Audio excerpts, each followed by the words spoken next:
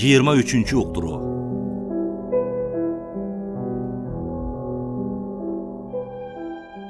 Куруучулар долбоордогу чиймесинен кылча жылышпайт экен. Мен корпустун үстүн шифр менен жаап берүүнү сурангам. Бирок долбоордо көрсөтүлгөндө корпустун үстү ачык, жабылбай, смола төгүп, кара кагаз менен жаап салды. Күн жааган сайын ошонун азабын көрдүк. Суу өтүп, агып, тамчы таап, үстүнө дагы эле бир аралашманы төгүп оңдомуш болот. Бирок ага деле болбой суу агып, айрыкча 4-кабаттын төбөдөгү шыбагын бузуп, керектен чыгара баштады. Электр зымдары күйүп кетип, иштен чыга баштады. Үстүн жаап бергиле деп канча жерге барбадым. Жаман жери долбоор боюнча коридор линолеум менен жабылмак экен. Буга мен дагы каршы турдум. Анткени бизде күн-түн дебей операция жасалып, операцияга чейинки жана операциядан кийинки көпчүлүк оорулуулар өзү баса албайт. Буларды операция залы, таңуу бөлмөсү жана палатага чейин каталка менен алып жүрөбүз. Ошон үчүн бизге линолеум таптакыр жарабайт. Тез аранын ичинде айрылат, тытылат же сыйрылат. Биздин хирургияга чыдай турган жалгыз темир же таш деп сурансам дагы, жалынсам дагы болушпады. Долбоорду жок деп. Болбой атып, жок дегенде коридорду мозаика менен жаап бергиле десем, буга араң макул болуп жаап беришти. Мына 31 жыл болду. Ушул ооруканада иштеп атканыбызга. Эмдигиче былк этпей, кадимкидей турат. Саид Миррахимовдун кардиологиялык борбору бизден 1-2 жыл мурун бүттү эле. Баардык коридору линолеум менен жабылган. Ар бир жылда алмаштырып, жадаганда плитка менен жаптырып, оңолуп тынчып калышты. Ошондон тартып, ыгы келип калса, биз палаталарды дагы плитка менен жаптырып, азыр бүтөйүн деп калдык.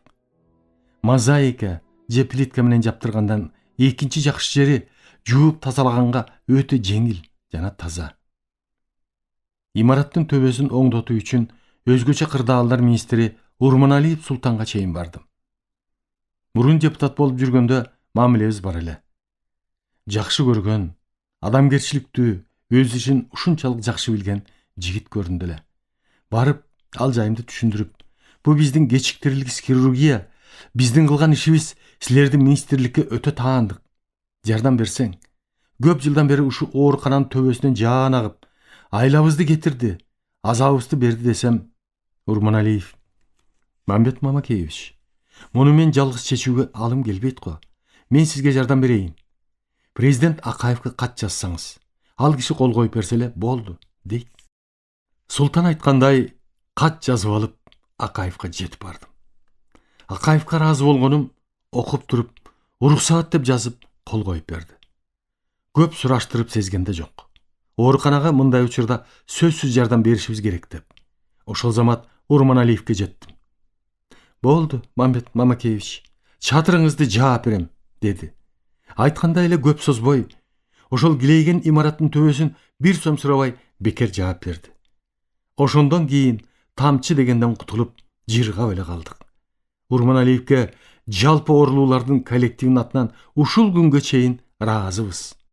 Дагы бир азабыбызды берген батарея болду. Дагы эле баягы долбоор боюнча кеткен каталык. Ошондо бирөө жаңыдан ойлоп чыгара калса керек. Чоюн батареянын ордуна жалпак, жука, жеңил темирден тез жылытат деп чыгара коюптур. Бизге ошондон коюлуп калды. Кыш түшүп, батареяга ысык суу жибере баштаган күнү бир нечеси кагаз айрылгандай болуп жарылып, айрылып кетти жамы ачыланган жеринен. Көрсө, бул 8 атмосферадан жогору болсо көтөрө албай жарылып кетет экен. Ошентип 3-кабатта бир күн иштей элек жаңы реңген аппаратыбыз иштен чыкты. Ысык суу атып атат. Аны кайдан, кайсы жерден токтотушту эч ким билбейт. Туш-тушка телефон чалып атабыз. Алар келгиче ысык суу тизеге жетти. Ошентип реңген аппарат иштен чыкты. Паркет болда эртеси жин ургандай, ачыган камырдай көтөрүлүп иштен чыкты. Калган майда бар чыгымдарды эске албаганда, кийин жарылган чоюн батареяга алмаштырып отуруп, мурдагы батареядан бирөө да жок. Баардыгын чоюн батареяга алмаштырып алдык. Бүтөөргө жакын бизге комиссия келип, текшерип көрүп, курулуштун 30% бүтелек экен деген жыйынтык чыгарышты. Анын эртеси бүт баарын, комиссиясын, салып аткан жетекчилерди шааркомго Молдобаев чакырып жатат деп алып кетти. Мен да барайын десем, сени чакырган жок деп албай коюшту. Көрсө, ошо күнү Молдобаев баарына кол койдуруп алат. Мөөнөтү бүтүп кетип, жогортон сурап, кысым көрсөтүп атат деп. Эртеси мен Молдобаевка жетип бардым. Карыбекти мурун окуп жүргөн чагымда таанычу элем. Менин айылым Сокен экөө бирге бүткөн. Барып, эмне кылганыңыз? Комиссия 30% бүтелек чала деп берсе, десем, Мамбет, тигилердин, жогору жактагы чоңдордун оозун баса туралчы. Калганын акырындык менен бүтөбүз, ишенип кой, дейт. Ырас эле ишендим. Ошентет го деп. Ошондон кийин бир адам басып келген жок. Бир нече жолу кайрылсам, ана мына деп шылтоо таап жасабай койду. Ошондон кийин Молдобаевтан түңүлдүм. Ишеничим калбай калды. Бирок кезигишип калганда, ушул күнгө чейин ыпылдап, жакшы эле учурашып, жакшы мамиледей болуп калабыз.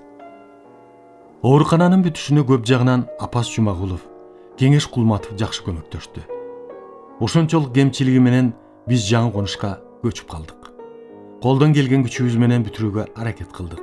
Кыскасы, мурункуга караганда жаңы конушка келгенде жыргап эле калдык.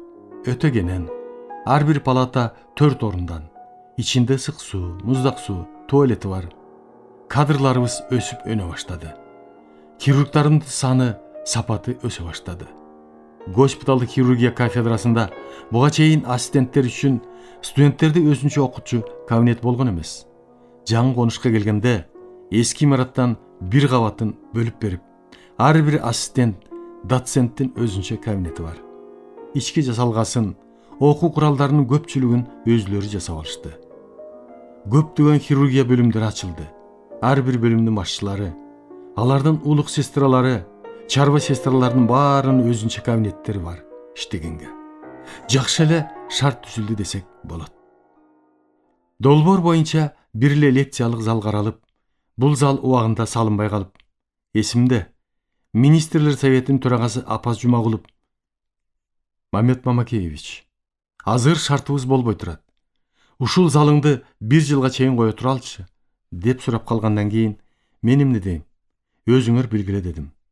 Апас Жумагулов: Мамбет, мен убада кылам салып берүүгө, деди. Ошол убаданы мен күтүп жүрө бердим. Жооп жок. Залдын бизге кереги өтө чоң.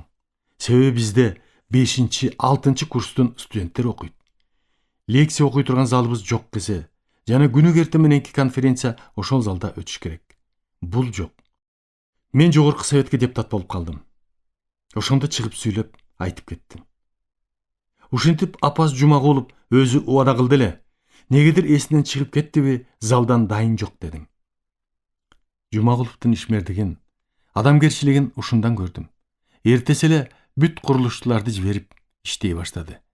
Ошондон тартып, ушул күнгө чейин Апас Жумагуловду сыйлайм да, өтө жакшы көргөн адамдарымдын бири.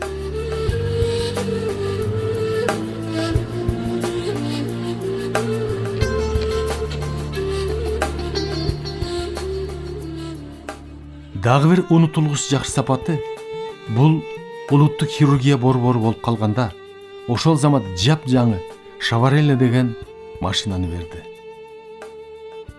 Жумагуловду сыйлап, урматтап калганымдын себеби ушул мага жасаган жакшылык эле.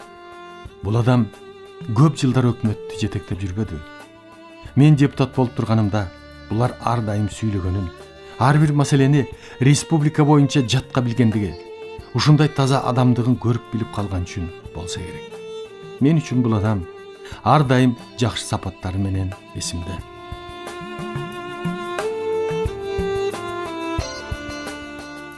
Лекциялык залды салып атканда 2 кабаттын түркүктөрүн коюп бүтүп калды эле. Бирок анча кургап ката электе үстүңкү стундарын кое баштады.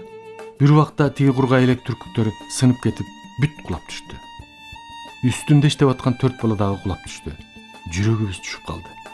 Врачтар чуркап чыгып, төртөөнү тең көтөрүп алып, ооруканага алып кирип текшерип баштадык. Балдар аябай эстери чыгып калган экен. Анчейин сүйлөй алышпайт. Аябай колу бутун текшерип, бир жери сынды десем, Кудай жалгап, дендери соо, эч жери сынбайт, жаракат да албайт. Бир сутка жаткызып, эс алдырып, эртеси кадимкидей иштерине кирише баштады. Кийин ойлодум. Жаш балдар курулуш боюнча тажрыйбасы жок болгон үчүн болду окшойт. Ошолорду үйрөтүп, машыктырып коюуга да көңүл бурулбаса керек. Эсиме түшө калды. Бая айтпадымбы? Ар бир мекеме уюмга кабаттарды бөлүштүрүп берди деп. Ал мекеме уюмдун чоңдорунун өзлөрүнүн иштеген адамдарынын түшүнүгү жок. Эптеп эле иштеп караанын көрсөткөнү. Мукталы Амановичтин уюмунан бир еврей адам экен. Мамбет Мамакеевич, могу күрөктү туулганы биринчи жолу кармап атам, дейт. Анан ал убакта кайдагы сапаттуу иш? Эптеп эле план, тез деп будалап бүткөзчү эле. Ошого да жоктон көрө жогору деп ыраазы болчу элек. Себеби башка айла жок эле. Ошентип жайыбыз, баскан турганыбыз кеңейди. Эң негизгиси хирургияда оорулууларды кабыл алчу бөлүм жакшы болуш керек. Жаңы имаратта атайын кабыл алуучу бөлүм бар. Аялдарды кабыл алуучу бөлүм, креслосы жана башка жабдыктары менен таңуу жана клизма жасай турган жай, жуунтуп тазалай турган бөлүм, укол куюп анализ алчу жай, лаборатория, ушунун баары бар. Оңдолуп түзөлүп, кошумчалап отуруп, азыркы тапта өтө таза, жакшы десек болот. Бөлүмдүн жакшы болушу көпчүлүгү билимдүү, жакшы жаманды көрүп калган адамдар, көзү кулагы бар дегендей. Келгенде жаркырап, эчтеке жыттанбай таптаза көрүнсө, кабыл алган врачтардын, сестралардын жүргөн турганы, сүйлөгөнү, кийимдери таза болсо, ооруган адамдар үчүн кандайдыр бир жакшы маанай алып келип, буларга ишенүүгө болот деген ой калат. Эми эң негизгиси операция жасай турган зал. Бул имараттын ичинде, ортосунда ар бир кабат менен жол байланышы бар. Муну долбоор түзүп атып, өзүм катышып түшүндүрүп берип, тигилер макул болуп долбоор түзүлдү эле. 4 кабатта тең операциялык зал бар. Биринчи кабатында 2 бөлмөдөн 2 операция жасалчу стол. Бул кабат кабыл алуу бөлүмү менен тутумдаш. Маңдайында түнкүсүн операция ушул жерде өтөт. Экинчи операциялык бөлмөдө көрүнүшү жагынан тиги окшош. Негизи бул бөлмө меники. Ушул күнгө чейин күнүгө 3, 5, кээде 8 операцияга чейин өзүм жасайм. Үчүнчү операциялык залда негизинен күндүзгү операциялар жасалат. 4-чү кабат болсо студенттер үчүн. Төбөсү айнек менен жабылган. Студенттер операцияны карап көрүшөт. Ошентип ишибиз жүрө берди. Оорулар кандай убакта болбосун азыраак эмес, эл өсүп өнө берет экен. Биздин врачтардын ар дайым тилеги оору азайса экен. Адамдардын ден соолугу болсо экен дейт. Бирок тилегибиз аткарылар эмес. Дагы эле күн-түн операция. Ооруган адамдарды кабыл алуу.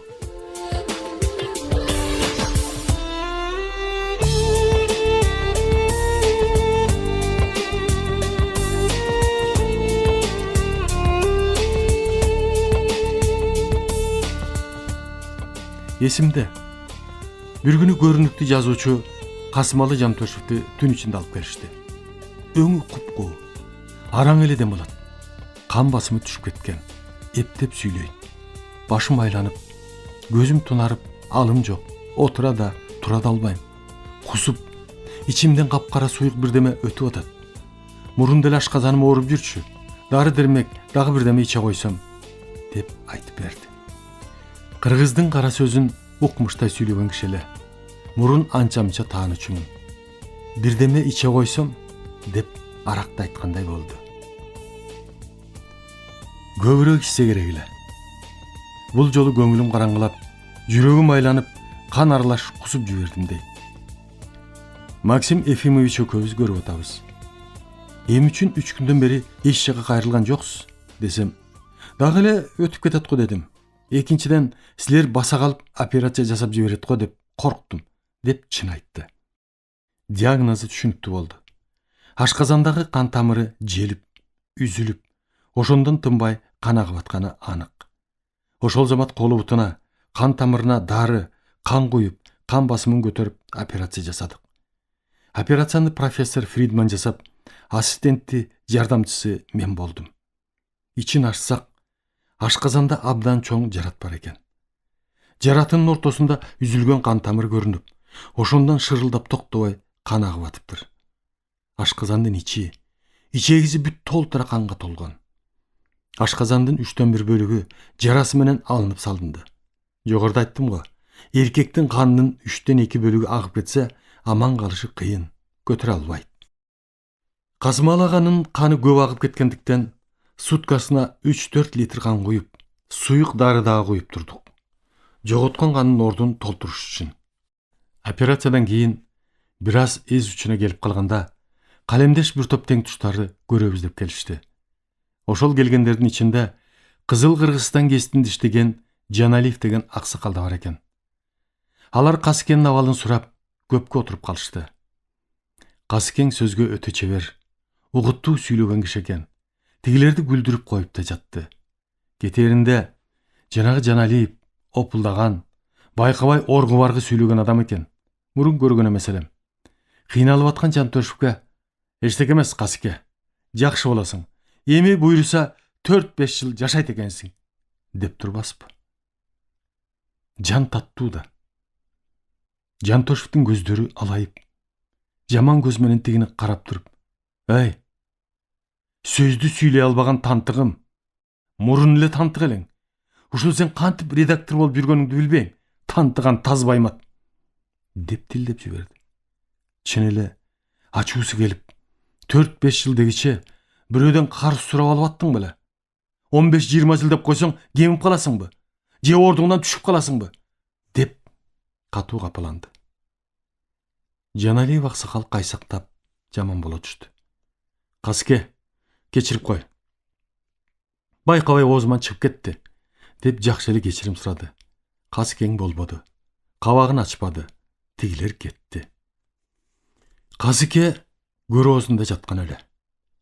Эртеси акыбалы начарлап, психоз боло баштады.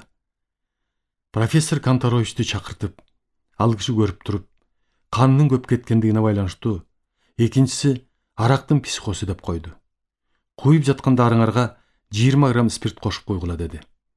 Куйгандан кийин бир аз басылып, оңоло түштү. Бирок болбоду. 5 күндөн кийин кайтыш болду. Менин оюм, ушул күнгө чейин бир чети ооруган адам өзү күнөөлүү.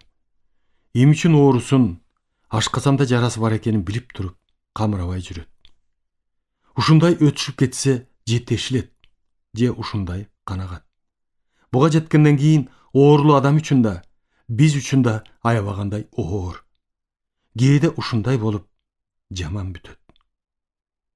Экинчи менин күнөөлөгөнүм бул биздин врач-терапевттер. Оорусун билип туруп, дарылай берет. Көпкө чейин айыктыра албайт. Айтам, суранам врач-терапевттерден: "Силердин дарылоочу мөөнөтүңөр ашказандын жарасы айыгып кетсе 2 жыл. 2 жылдын ичинде айыктыра албасаңар, бул оору хирургтардыкы. Уялбай, намыстанбай хирургтарга жибергиле", деп. Жок, ушу күнгө чейин угушпайт.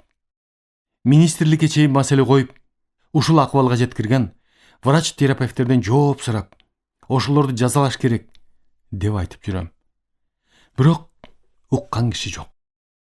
Эгер ушинтип Жантөшевкө окшоп майып болсо, азабын тарткан, капа кайгыга баткан, нерви бузулган жалгыз хирургтар. Ал тигил врач-терапевт Жантөшев эмне болуп өлгөнүн, ким күнөөлүү экенин ойлоп да койбойт. Жан деген, илгери үмүттеген укмуш да. Ошол Жантөшев аксакал 4-5 күндөн кийин өлүп калам деп эч оюна алган эмес. Таң каласың. Жанагы 4-5 жылдык өмүрүң бар деген Жаналиевке нааразы болуп тилдебедиби?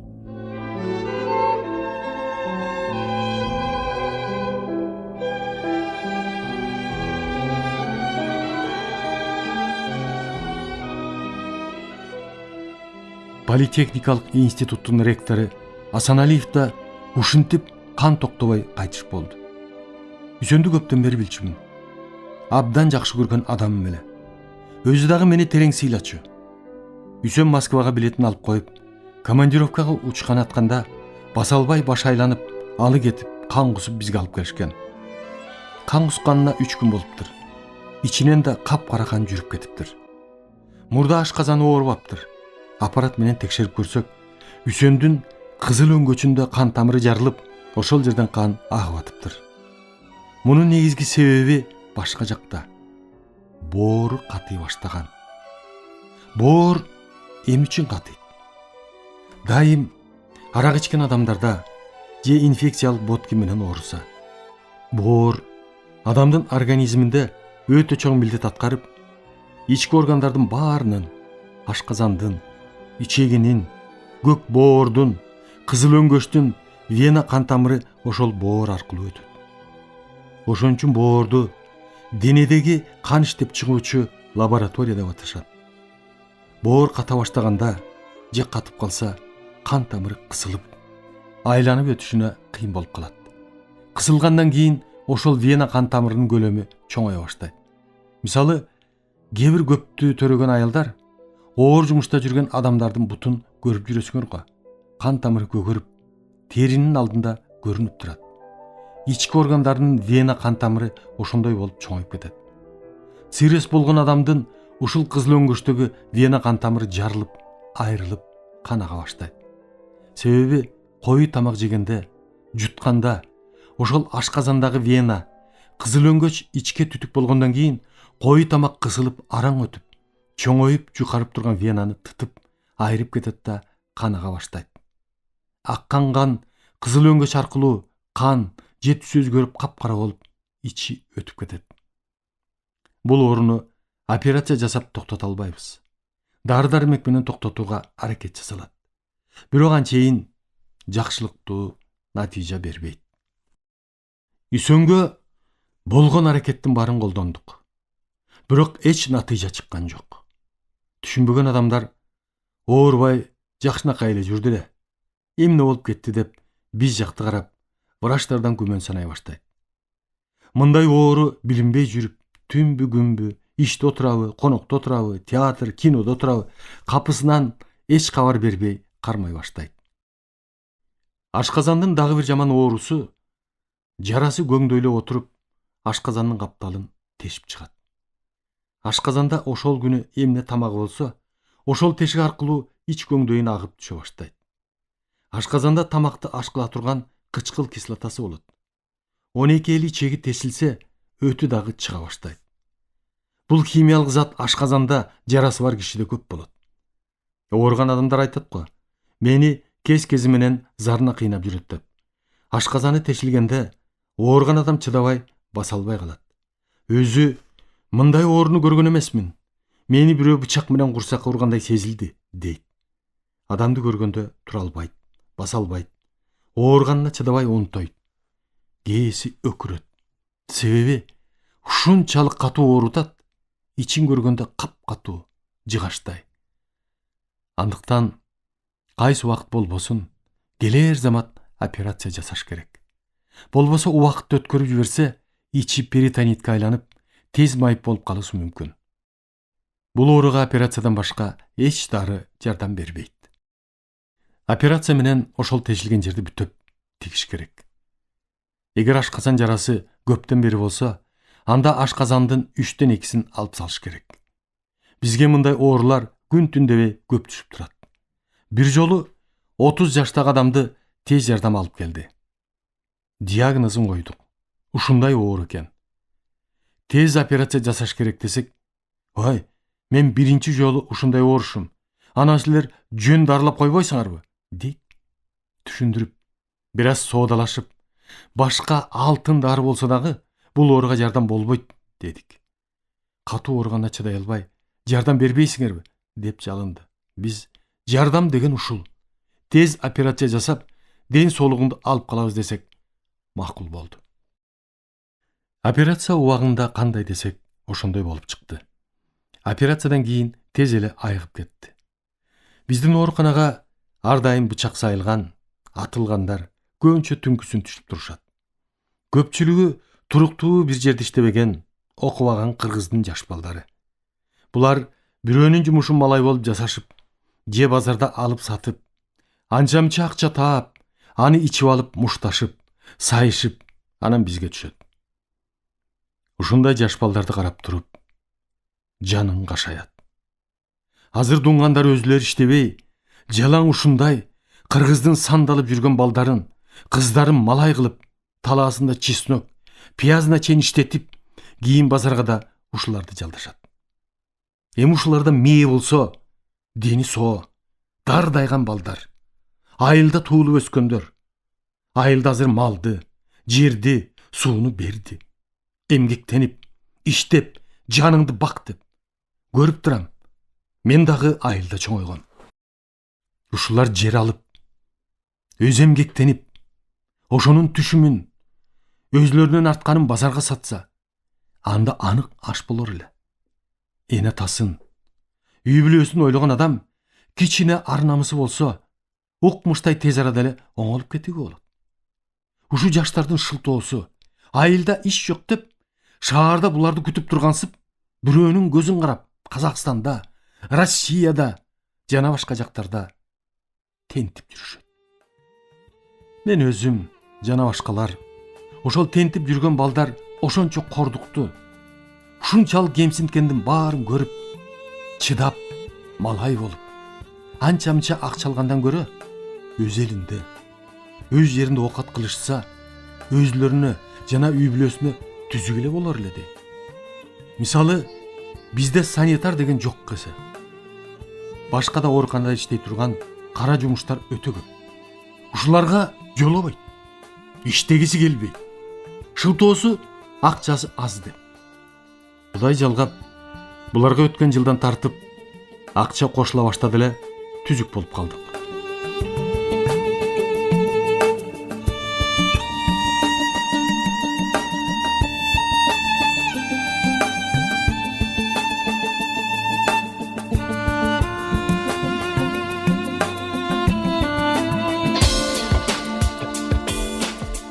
Урматтуу радио угуучулар, сиздер адабияттуу уктуруубуздан Кыргыз Республикасынын баатыры, академик Мамбет Мамакеевдин «Мезгил жана инсан» аттуу автобиографиялык чыгармасын Кыргыз Республикасынын эмгек сиңирген артисти Эгемберди Бекболиевдин көркөм окуусунда уктуңуздар. Көркөмдөп музыкалаштырган Жыргал